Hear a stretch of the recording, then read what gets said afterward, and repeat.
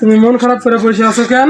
ভাই আমি আর কি করবো, আমি যেই গার্মেন্টসে চাকরি করছি ওই গার্মেন্টসের লোক আমাকে বেতন না দিয়ে পালাই গেছে। শুনবা তাইলে ভাই আমার গেঞ্জি ছিঁড়া গেছে, আমার লুঙ্গি ছিঁড়া গেছে, ওখানে জুতা ছিঁড়া গেছে, আমার জন্য পাঞ্জাবি শার্ট প্যান্ট নিয়ে আবা।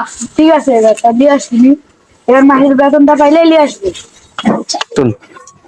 এবার বুঝতে পারছো তো বিষয়টা? সবকিছু তো বুঝলাম ভাই, এখন আমিও কি বলবো, আমি তো আমার ছেলের জন্য মার্কেট করে নিয়ে আসলাম, আপনি একটু চিন্তা করি।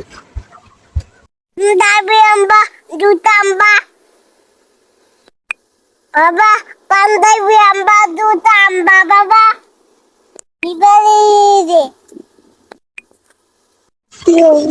না তাহলে আমার পোলা কি পরে মার্কেট করে নেবেন, যাও।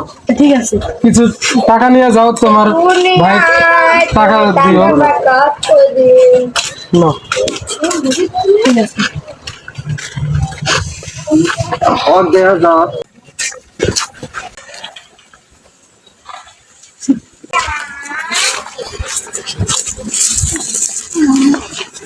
আহ